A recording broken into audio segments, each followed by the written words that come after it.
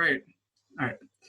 Hello, people and viewers of the Canada Files. Thank you for taking the time to watch this interview. I am speaking today with Jahan, who was one of the organizers on the May Day Labor Committee, who actually ran the May Day Labor Online rally.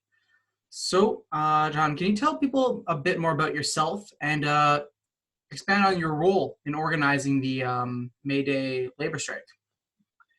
Yeah, sure. Thanks for having me, Aidan. My name is Jahan. I'm part of the Labor May Day Committee, and we organized the um, May Day Online 2020 rally yesterday, and it was a big success. We had a lot of labor unions and left organizations that we've been discussing with over the past few months, and part of my role on the committee has been to liaison between the different groups. Come up with our demands, the three demands that you saw on the committee, which is fight capitalism, for a stay-home strike, a rally for a stay-home strike, for full compensation and comprehensive PPE, and workers of the world unite. And these are the three demands that we've been discussing, and all the logistics behind the scenes I've been generally a part of. There's a lot of people involved in it, different groups. I'm also a member of Fightback, Marxist.ca, activist as well. All right, great. So let's shift on to some more recent topics. So Foodora obviously decided to end operations in Canada on May 11th. What do you think it says about the gig economy and obviously Foodora as a company? Yeah, no, I mean, you look at the gig economy, and it's in many ways it's really brought precariousness to another level for workers around the world. And Foodora is one of those examples, as one of the companies that takes in a lot of good workers, a lot of young workers too, of all ages generally, but and just exploits the hell out of them, to be honest. I mean, I know some delivery workers myself personally who are very smart, very educated. They can't find the right jobs for them, so they use that as a living, but they don't get paid nearly enough in terms of the work that they're putting in. And Foodora as a company has not, over the past little while, did not respect their right to collective unionizing and having the right to bargain as well. Even though the workers did wage a campaign for a long period of time, some of the activists, and they were successful in reaching there thanks to their militancy. Very honorable work that they've been putting in. And then Foodora comes out of nowhere and just pulls the rug. Of course, this is a maneuver by the company. So, yeah. So obviously one thing, I actually talked to Ivan Ostos, who's one of the leading organizers 2 days ago, and he mentioned that they're actually in the works of trying to establish a worker-owned cooperative that would take the place of Foodora. What are your thoughts about that? And if you're in favor of that, do you think that's a model that could be applied more generally? That's a good question. I think when we're talking about cooperatives, fundamentally, I agree with workers in the sense that we need more workers' control over our production, over our work. Basically, workers are the ones who bring the labor, produce the wealth, and they should have democratic control over it. So on that point, I agree that we should work towards that. In terms of co-ops as examples of in the past period, in terms of their success and their failures, I think for the most part, the intention, there's a lot of good intention by worker activists when they do want to form a co-op. But I think generally the questions that should be brought forward are, first of all, can individual co-ops survive under capitalism? And that's an example that, there's countless examples where, co-ops have been started and created and they haven't survived because of the pressures of the free market, because of the pressures of trying to make profits, integrating within the capitalist economy. And there's some more success stories than others, but generally, if you wanted to use it if you wanted to find a model of a co-op that works in the context of the free market economy, it's very difficult. But another question is, how do workers actually run? How can you get workers' control in a company, genuine workers' control? And that fundamentally brings up the question of class interests. Where you have a few at the top, the CEOs, the top managers who control and distribute the wealth and have all the books of the company together, versus the workers, again, who are putting in the work to make that wealth. And that's a fundamentally, there's a clash that happens there that you need to take into consideration when you're trying to think about how to bring about workers' control. And with Fightback, we've generally we advocate for workers' control and nationalization of corporations, and under genuine democratic workers' control, meaning that it's not at just at the individual workplace level, at one workplace or one company, but this movement should spread, and we should generally have a workers' government at the end of the day that brings workers together to make sure that no workers who are trying to have control are isolated and neglected, or isolated and attacked by their bosses. Yeah, actually it leads into a question. There's this really good book that I've seen before. It's called Cooperation Jackson, and it actually details basically a model economy where cooperatives or worker-controlled like enterprises would actually take up the entire of the economy. And I think we're definitely in agreement there. Like isolated co-ops are fantastic, but I think unless you have every single part of the modes of production, from building to processing to actually selling, yeah, it's going to be tough. But anyways, moving on to something that's a bit more current. The mass strikes at Amazon and tons of the companies around the world on May Day. So there's obviously been pretty much a media blackout on that, which doesn't surprise me to corporate media. But do you want to maybe inform people a little bit more about that? And maybe after that, give people an idea of whether you think something like this could happen in Canada. Yeah, definitely. I think what we're witnessing right now in the United States is a real resurgence of the workers' movement, of working class people standing up against their bosses and against the system generally, the capitalist system, to one level or another. And what you're seeing you mentioned the Amazon workers. A few months ago, a guy by the name of Chris Smalls, he became kind of the symbolic, he became one of the leaders of the movement because, he organized a protest, obviously, and against the factory where he's working at. And Amazon basically fired him after he did that, after he organized that work refusal. And, he did it very justifiably. Coronavirus was basically entering the workplace. Workers were being infected. And he was just saying, look, we need the proper PPE equipment. We need the proper compensation. And we need safety. We have families. We're not going to come to work and get sick and go home and infect our families. And that was at the fundamental level of what he was, bringing up as a demand.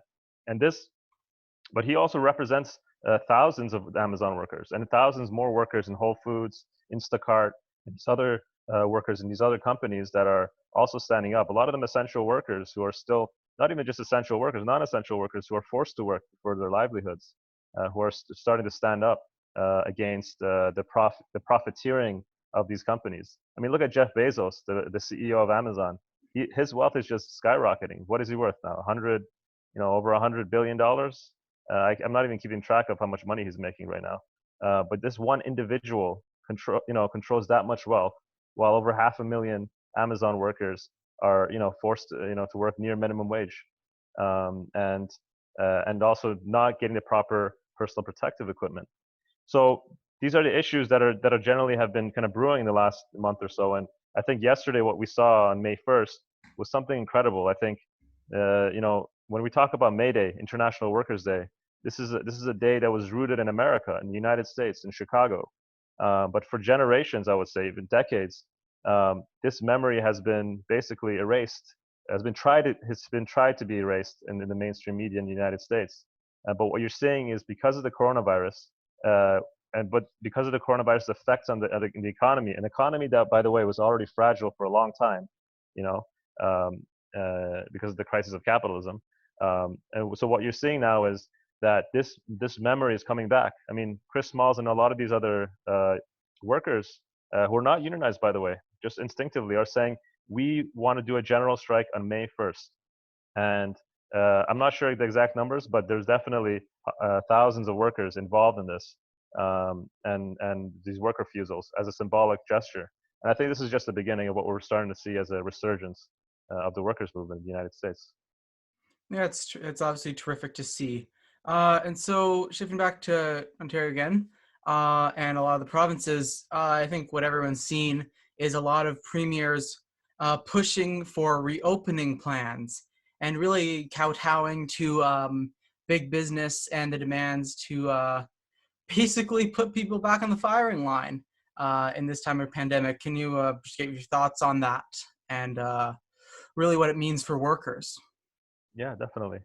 No, I think it's absolutely scandalous that Doug Ford and Legault in Quebec and all these other politicians are basically forcing workers back to work. But not only that, but only at the same time, for the workers who are at work, healthcare workers, grocery store workers, workers have been putting their lives on the line for the last period. They're still not providing the proper safety equipment for these people. I have family who are frontline healthcare workers, and I have family in the airport industry as well, the airline industry, who have been laid off as well, and are forced to work other jobs that they're not being provided the same safety equipment. And I think we're seeing this across the board. And then you look at the cases. Look at the okay, they can bring up the excuse that the curve has been flattened, or the spike, what they like to kind of promote in the sense of the narrative of what's going on. But the reality is the cases are still, and you read the Toronto Star, read the Globe and Mail, read the mainstream media, and they're saying cases are still happening, hundreds, on a regular basis. And we're nowhere near solving this coronavirus crisis, obviously, and it's having a devastating effect on the economy. But what I'll say is here, like, they want to open up the economy for working class people to go and risk their lives, while the rich are staying at home in their comfortable mansions, in their comfortable homes, and these politicians similarly living comfortably, while the rest of us working class people have to go and sacrifice, on the altar of profit, basically. And so I think it's absolutely scandalous. And it's just, aside from obviously the negative, I think the positive is, what we need to happen is the labor movement and the labor leaders that we have in this province and in this country and everywhere need to stand up and say enough is enough, and we're going to fight back against this greed and profiteering. Yeah, definitely. And you mentioned frontline workers, and one of the most common phrase or epithets that's been pushed around by mainstream media and by politicians of mainly liberal and conservative and even NDP stripes, is how the frontline workers are heroes. And while they are tremendous people and they are doing great work, do you think there is something cynical to the use of that term? Absolutely. My mom is a personal support worker in Toronto. She's a frontline health worker taking care of seniors in a nursing home. And she goes to work every single day, every work day, 5 days a week. She doesn't get paid near enough in terms of what she's doing in terms of putting her life on the line. Not only that, but the PPE, the personal protective equipment, to be honest, is not up to standard either. And her story is similar to a lot of stories that I've heard. Already 2 PSWs have died in the city because of the coronavirus. And we have the health ministry and the employers and even the government who are saying, oh well, that's a tragedy. These are the heroes, and we should, they say all this kind of, they make all kind of speeches about these workers. But what are they actually doing for them? What are they doing for my mom, in a sense, right? Nothing in the real sense. They're not doing anything concrete. And I think healthcare workers are absolutely heroes. Frontline workers, grocery store workers, nurses, these are absolutely, I mean, you've got to be insane not to think that they're not heroes, right? It's just what they're doing is they're basically helping the rest of us who are privileged enough to work from home, or more safer to be able to live our lives. But this is not the kind of society we want to live under, where you have these heroic workers sacrificing without getting the basic necessities that they deserve. And so absolutely, we need to. There's a lot of work to be done in the labor movement to improve the conditions for frontline healthcare workers and all essential workers. Yeah, and so one of the things, and this is looking at media particularly because I think most people saw this CBC News article where Manitoba business owners were complaining about how workers were not wanting to go work because the CRB was paying them too much in comparison to their minimum wage, pretty much wage slave positions.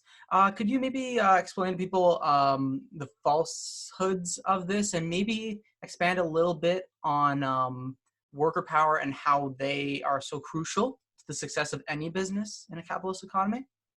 Definitely. Big business, and some employers like to complain about this ERB and money going to workers. But let's be absolutely clear. The Trudeau Liberal government and the governments across this country have given the biggest handouts to corporations and big business, the biggest in the form of tens of billions of dollars.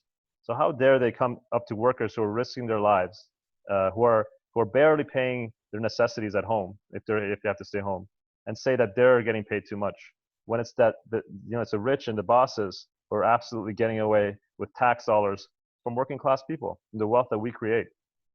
So I would just say it's the stark difference is right there. And additionally, there's about $1 trillion, according to Stats Canada, there's about $1 trillion of dead money, dead cash in the pockets of big corporations and the banks, which is not being invested into the economy. Obviously from the perspective of the capitalists, they don't see any profits to be made from that investment.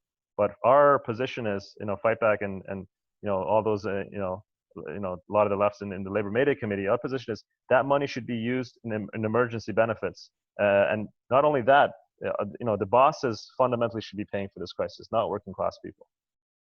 Yeah, definitely. And so I think it's pretty clear that COVID-19 is exposing the failures of capitalism. So could you maybe explain to people how you think a socialist government would be able to handle a similar pandemic? Yeah, definitely. I mean, there's a lot of stigma that's been thrown around the word socialism and etc. And I think generally what I mean by socialism is a planned economy. An economy where instead of the free market and private corporations fighting each other over the next vaccine, or fighting each other over basic necessities for working class people, where they're just trying to make profits, we need an economy where the needs of humanity, the needs of human beings are put in the forefront, not profits. So what that means is all efforts, all the forces and focus should go towards obviously protecting frontline workers, essential workers, workers that are working. B, giving full compensation for those who are unable to work or staying safe, etc. And the demand from the Labor May Day Committee and the May Day was a stay-home strike to achieve these things. And it's a labor movement that should be able to start organizing concretely towards this demand. And this is a step towards putting power into the hands of working class people. A strike. When I say the word strike, that's a tool that working class people have to withdraw their labor. And in that way, they're able to really not only say who has the power, but learn that they have the power in society, not the bosses, not the capitalists and the government. And in that process of education, you could say, we begin to really understand that working class people can run the society on their own, and we need to work towards a planned economy. And I know I'm speaking a little bit generally here, but there are examples in history, obviously a lot of failed examples, and we need to learn from those failed examples, but also a lot of successful examples in the sense of how a planned economy could work. And I don't think I have too much time to go into that in general, but socialism is a society where you don't have the super rich. You don't have the Jeff Bezos and Bill Gates of the world who control, 8 human beings control the same amount of wealth as 3.6 billion of the poorest people in the world. That's not a logical system, but that's organically how capitalism works. It's one law for the rich and another one for the rest of us.